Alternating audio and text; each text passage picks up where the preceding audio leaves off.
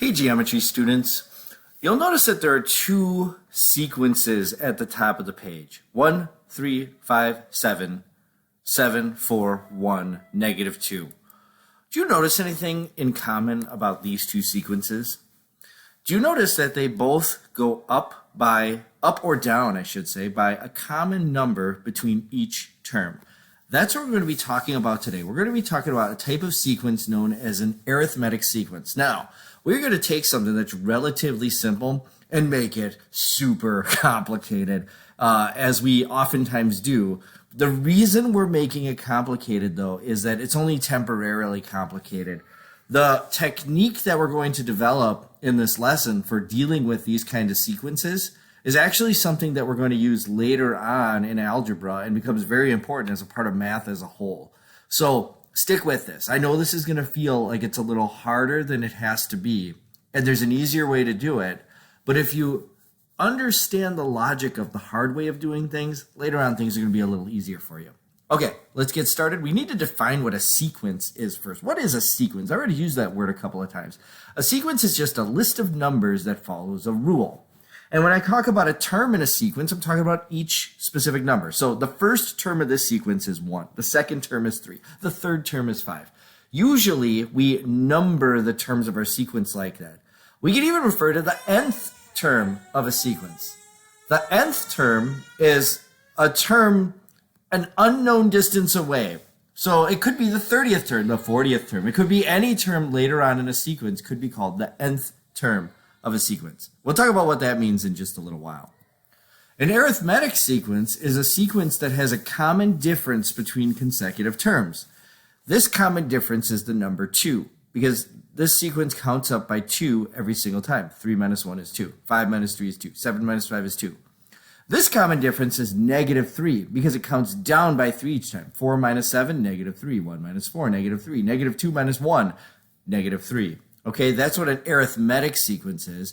And now that we've talked about these general terms, let's talk specifically now about an arithmetic sequence. Hold on one second. Let me just get there we go. All right, got a table. Now, this is what an arithmetic sequence looks like. I have the number 7. And then I'm going to add 4 to it. 7 plus 4 is 11.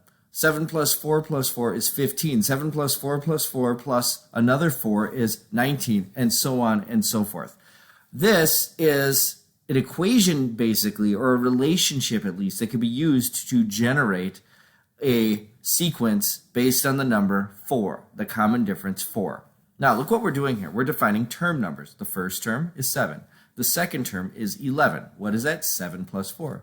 The third term is 15. 7 plus 4 plus 4. Now, notice what's in parentheses here. What's in parentheses is the previous term above. Up above, this term is 7 plus 4 plus 4 plus 4. Well, that's in parentheses here. That's the previous term. In parentheses here is the previous term, 7 plus 4 plus 4. 7 plus 4 is in parentheses here. That's the previous term. And just 7's in parentheses here. That's the previous term as well. Okay? Now, what this is meant to show you is every time we're just taking a term, the new term in the sequence, and adding 4, adding 4, adding 4. That makes an arithmetic sequence. Now, without me even having said anything, you could have pictured how to make an arithmetic sequence. But we need a mathematical way to describe an arithmetic sequence, and that's what this is all about. This gives you a mathematical way of describing it. It's a little complicated, but it's the mathematical way we use to describe a sequence. Hey, look at this sequence. What's the first term? Term A1 is 1. How do I get to the next term? I add a number to that term, 2. How do I get to the next term? I add a number to that term, 2. And if I keep adding 2 all the way across, each new term is going to be the previous term. Notice here, this is the A1 is the previous term plus the common difference. The previous term, this was A2, the previous term, plus the common difference. The previous term plus the common difference. Same is going to be true over here. Previous term plus the common difference plus the common difference. That's how we make arithmetic sequences. All right. There's a formula for an arithmetic sequence that will produce each new number in your sequence. Okay? Here's how it works. To figure out the nth number in a sequence, I always say nth number, n could be 2. We figure out the second number. It could be 30. We could be able to figure out the 30th number. This is weird. My variable is in my subscript, okay? So this n isn't like I'm multiplying a times n or raising anything to the nth power. What this is it's the nth term, the number of term in a sequence. So I'm using my variable to designate which number term this is. I'm not using the variable in any mathematical way.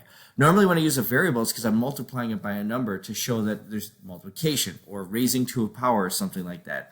In this case, I'm just using it to designate which number I'm talking about. All right, so the nth term in a sequence is the n minus 1. What is the n minus 1 term? Well, if I'm looking for the 30th term, n is 30, n minus 1 is 29. It's the 29th term plus the common difference. Does that make sense? Okay, so it's always going to be the previous term. That's what this is saying, the previous term plus the common difference. Let's go back over to here and just look. The term number for each of these is n. The first, the second, the third, the fourth, the fifth. To find the fifth term, what do? I take the fourth term, the n minus 1th term, and add the common difference to it. Now, how is this table different from this table? This table is a little bit more mathematically useful for us, okay? So notice there's just slight differences here in how I'm calculating our nth term. So again, here I have the term number. Instead of naming the term number 1, 2, 3, 4, 5, or just the n, here I'm actually giving the term notation, A1, A2, A3, A4, the fourth term, the fifth term, okay? Here I have that term number. Here's the sequence for calculating the term number. It looks like it does up here, except I've removed those parentheses, and I put some equal signs in here. What does this equal? Well, this equals 7 plus 1 times 4. The next term is 7 plus 2 times 4. Because I'm adding 4 every time, so the third time I get a term from my first term. So this will be my fourth term, but it's the third new term since my first term. So the third new term has 4 added to it 3 times. Notice I'm just doing repeat addition, and repeat addition is multiplication. What do I multiply by? Well, I multiply the common difference times the n minus 1 from my term, okay? Because I always start with the first term, and then I need to add a bunch of new terms. How many terms do I add? I add n minus 1 new common differences, or n minus 1 times the common difference. Now, this is the most confusing thing so far, so let's just take a look over here at what's happening. The first term is just the starting number. The second term adds 1 4 to the starting number. Well, wait, the number 1 is just 2, the term number, minus 1. The third term adds 2 4s. 2 4s, that number 2 is 3 minus 1. The fourth term adds 3 4s. Number 3 is n minus 1.